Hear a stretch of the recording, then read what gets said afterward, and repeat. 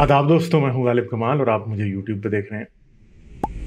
इस्लाम और मसीहत, यहूदियत और इसके अलावा भी कुछ पुराने मज़हब थे जो अब एक्सटिंक्ट हो चुके हैं। उनमें एक सेंट्रल फिगर आती है जो कि हज़रत आदम या आदम का जो है वो एक कैरेक्टर है। क्रिश्चियनिटी में अगर हम इसको देखें तो ये जो है वो जेनेसिस की किताब में मिलता है इनका किस्सा। अगर हम यहूदियत में देखें तो इसी तरह हमें जेनेसिस या पैदाइश की किताब में तनाख के अंदर भी ये मिलता है। कुरान में जगह जगह सूरतों में बिखरा हुआ और हदीसों में भी इसी तरह मुख्तलिफ़ हदीसों में हज़रत आदम का ज़िक्र हमें मिलता है।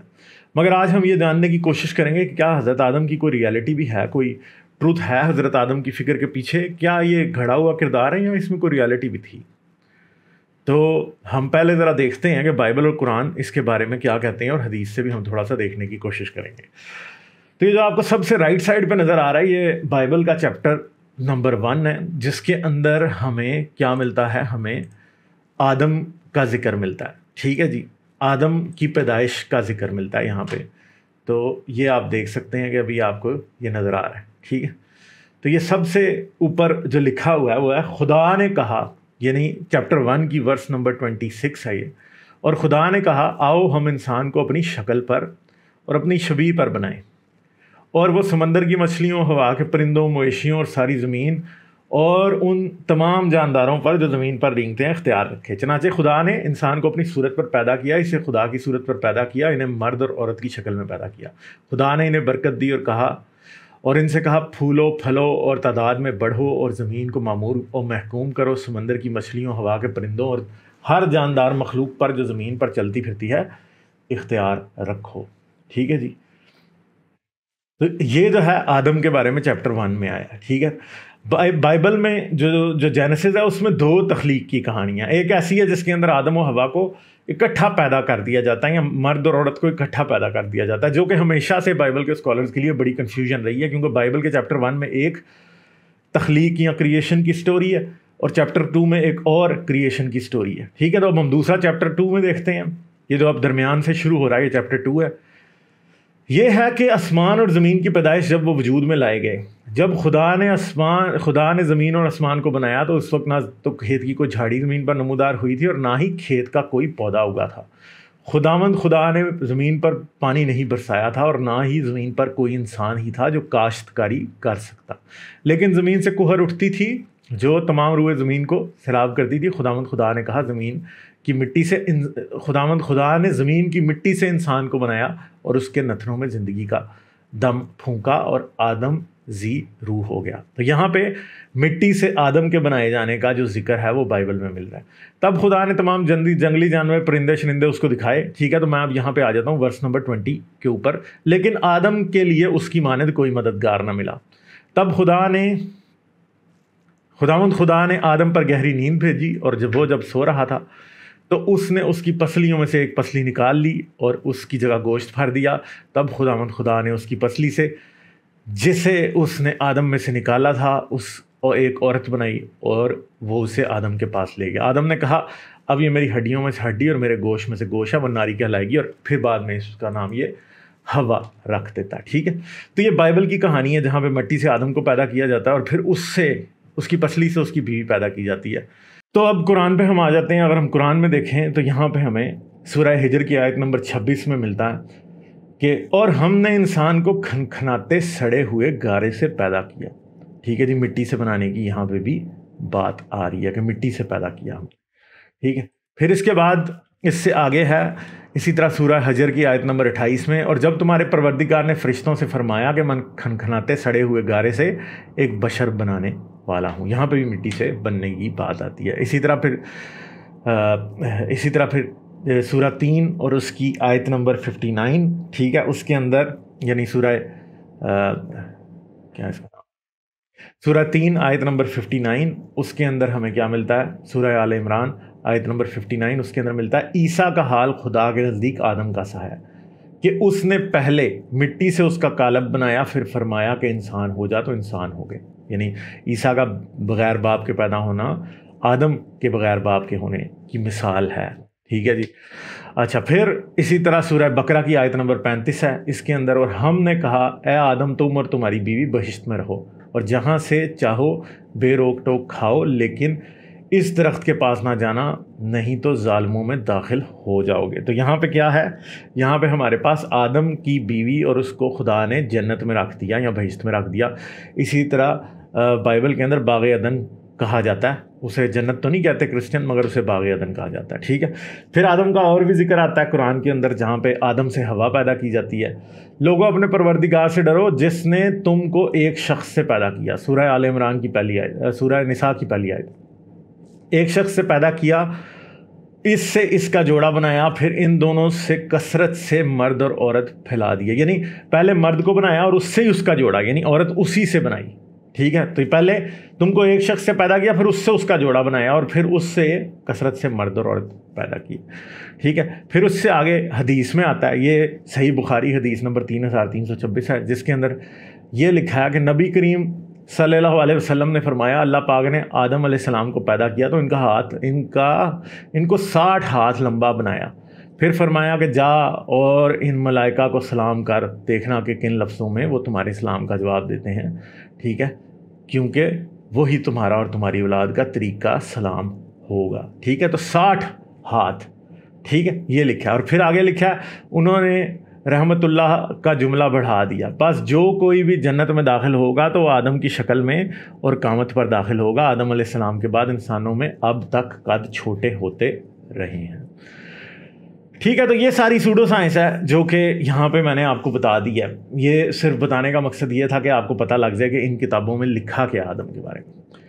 کیا ہمارے پاس کوئی ایسا ثبوت ہے کہ آدم نام کا کوئی شخص واقعی موجود تھا؟ تو اس کا جواب نفی میں ہے۔ کیا کوئی 60 فٹ کا یا 60 ہاتھ جو ہے وہ تقریباً 90 فٹ بنتا ہے، 90 فٹ کا کوئی انسان آج تک ملا ہے؟ نہیں ملا۔ کچھ انٹرنیٹ پہ آپ کو ایسی تصویریں گردش کرتی ہوئی دکھائی دیتی ہیں جن میں مسلمانوں نے ہی جو فیک پکچرز بنائی ہوئی ہیں فوٹو شاپڈ، جن کے اندر کچھ بڑے بڑے ڈھانچے ہیں اور ان کے ساتھ چھوٹے چھوٹے انسان دکھائی دیتے ہیں، مگر وہ فیکٹ چیک کرنے پہ ہمیں پتہ لگتا ہے کہ وہ فیک پکچرز ہیں۔ آج تک کوئی ایسا ڈھانچہ نہیں ملا، بلکہ اگر ہم آج سے 2000 سال پہلے چلے جائیں، یعنی حضرت مسیح کے زمانے میں، تو لوگوں کے قد ایوریج ہائٹ جو ہے وہ آج سے بہت چھوٹی تھی۔ آج انڈسٹریل ایج کے بعد ایک اویلیبلٹی آف فوڈ کی وجہ سے انسان لمبے ہوئے ہیں، ٹھیک ہے۔ ایگریکلچرل ریولوشن کی وجہ سے، انڈسٹریل ریولوشن کی وجہ سے انسان کی نیوٹریشنل ویلیو جو وہ فوڈ کھا رہا ہے اس کی بڑی ہے، نیوٹریشن اس کی بڑی ہے، اور انسان کی صحت اور اس کا قد و کاٹ بڑا ہے، کم نہیں ہوا، ٹھیک ہے۔ اور ایون آنے والے عرصے کے اندر ایک بات ڈن ہے کہ انسان کا قد و قامت ضرور، یعنی وہ لمبا ضرور ہو جائے گا آنے والے وقتوں کے اندر۔ یہ ایک چیز ہمیں نظر آ رہی ہے، ایوریج ہائٹ اور بڑھے گی آنے والے عرصے کے اندر۔ مگر کیا آدم کو مٹی سے بنایا گیا؟ کیا اس کا کوئی ثبوت ہے؟ اگر ہم ان مسلمانوں سے یا کرسچن سے یا کسی سے بھی پوچھیں تو ان کے پاس آدم کے مٹی سے بنائے جانے کا کوئی ثبوت کبھی بھی پیش نہیں کر سکتے۔ ایک ہی ثبوت ہے کہ ہاں جی بائبل کو سچ مان لو، قرآن کو سچ مان لو، اور قرآن اور بائبل کو سچ ماننے کی ہمارے پاس کوئی وجہ نہیں ہے، ٹھیک ہے۔ یہ دونوں کی دونوں انسانی تخلیقات ہیں، انسانوں نے بنائے ہیں، اور انسانوں کی لکھی ہوئی میتھولوجی ہے۔ جیسے گریک میتھولوجی کو میتھولوجی تھی، اسی طرح یہ بھی ایک میتھولوجی ہے، ٹھیک ہے۔ اگر ہم پوچھیں کہ انسان کہاں سے آیا تو ہمیں پتہ ہے کہ انسان ایوالو ہوا ہے، اور انسان کی ایوولوشن جو ہے وہ بہت لمبے عرصے سے ہوتی آئی ہے، پچھلے ملینز آف ایئرز، یعنی لاکھوں سالوں کی بات ہے۔ انسان آج سے 3-3.5 لاکھ سال پہلے ہم جیسی شکل کے، ہم جیسا خد و خال رکھنے والے انسان زمین پہ موجود تھے، ٹھیک ہے، اور انہی کے ڈسینڈنٹس ہیں ہم۔ اور کبھی کوئی ایسا وقت نہیں آیا کہ جس وقت زمین پہ ایک مرد اور ایک عورت موجود تھے۔ اسی وجہ سے غامدی صاحب جیسے اور بہت سے کرسچن ایونجیلیکلز یا پھر بہت سے کرسچن لوگ جو ہیں وہ اس بات کو آج ڈینائی کر چکے ہیں کہ آدم اور حوا پہلے انسان تھے۔ وہ یہ مانتے ہیں کہ آدم و حوا سے پہلے بھی انسان زمین پہ موجود تھے، ٹھیک ہے جی۔ وہ اسی وجہ سے مانتے ہیں کیونکہ یہ باتیں ثابت ہو چکی ہیں۔ آج سے 50,000 سال پہلے ہی زمین میں، جسے آپ اولڈ ورلڈ کہتے ہیں، اس کے اندر انسان پھیل چکا تھا، اور تقریباً 20,000 سال پہلے، 15,000 سال سے 20,000 سال کے درمیان انسان جو ہے وہ امریکاز تک بھی پہنچ چکا تھا، آسٹریلیا تک بھی پہنچ چکا تھا اس وقت تک۔ اور ایک اور بات کہ آدم و حوا کی کہانی میں ہمیں کہیں بھی، بلکہ پوری اولڈ ٹیسٹمنٹ میں یا قرآن میں ہمیں کہیں بھی برف کا ذکر نہیں ملتا، بلکہ باقی بھی کی بھی کتابوں میں جو کہ دوسرے مذہبوں کی کتابیں ہیں ان میں بھی ہمیں کہیں بھی آئس ایج کا ذکر نہیں ملتا، جبکہ ہمیں پتہ کہ 10 سے 15,000 سال پہلے زمین کے اوپر آئس ایج تھی۔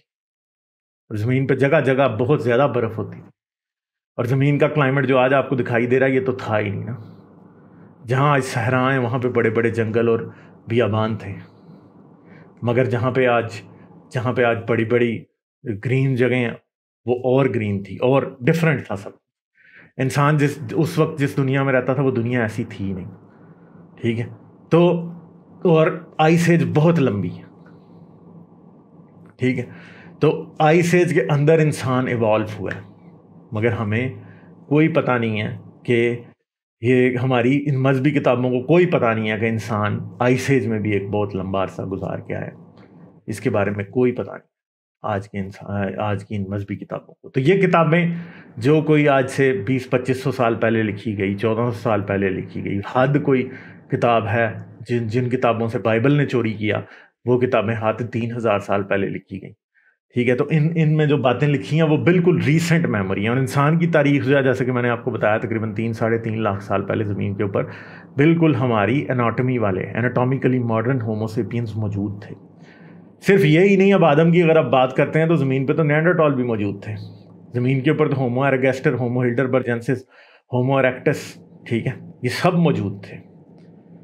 انسان کے کم از کم ابھی تک 15 سے 16 جو ہیں وہ سپیشیز مختلف جو ہیں وہ ہومو جینس کے وہ ڈسکور ہو چکے ہیں، جو کہ انسان کے جینیٹک اور ایوولوشنری کزن تھے، جن کے ثبوت جا بجا اس زمین کے اوپر جگہ جگہ پھیلے ہوئے ہیں، جن کا ڈی این اے ہمارے ڈی این اے میں شامل ہے. جیسے کہ نیانڈرٹال کا ڈی این اے ہمارے ڈی این اے میں، سب انسانوں کے ڈی این اے میں ملتا ہے. افریکنز میں کم از کم 1% اور یورپینز میں سب سے زیادہ 3% کے قریب ملتا ہے. ہومو ہلڈربرجنسس کا ڈی این اے سبھی ایسٹ ایشینز کے اندر ملتا ہے، چائنیز وغیرہ میں.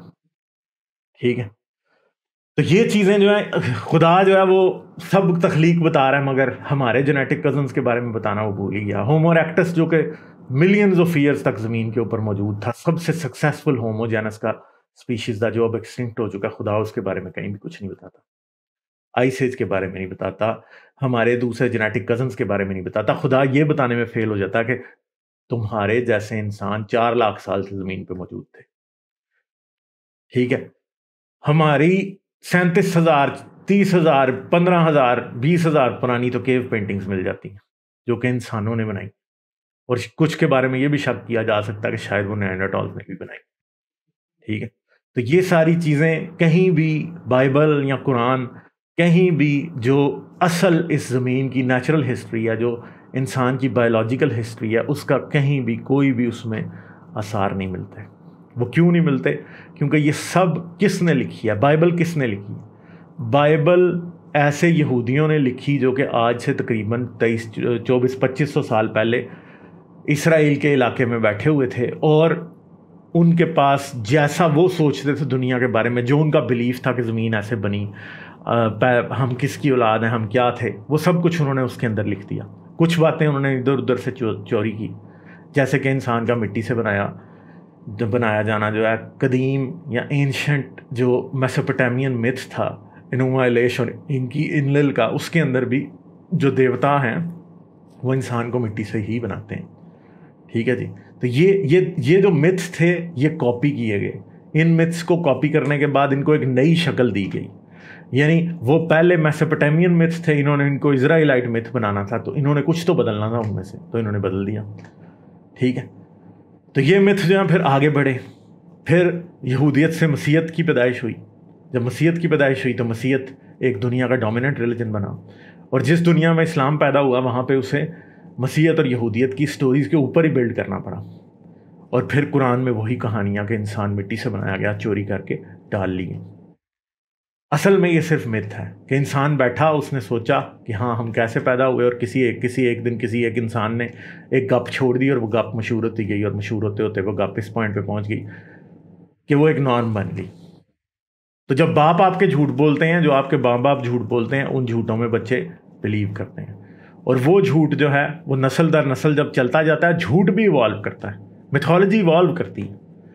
ایسا نہیں ہے کہ وہ ایوالو نہیں کرتی. اور کسی کو اس بات پہ کوئی حیرانگی بھی نہیں ہونی چاہیے کہ قرآن میں جو کہانیاں وہ تھوڑی مختلف کیوں ہیں. اسی وجہ سے کہ کیونکہ جب ایک انسان دوسرے انسان سے جھوٹ سنتا ہے تو اس جھوٹ میں کوئی نئی چیز شامل کر دیتا ہے. ٹھیک ہے، اور پھر کیا ہوتا ہے، پھر آہستہ آہستہ وہ ایوالو کرتی رہتی ہے. تو کیا کبھی کوئی آدم یا ہوا کہیں زمین پہ موجود تھے؟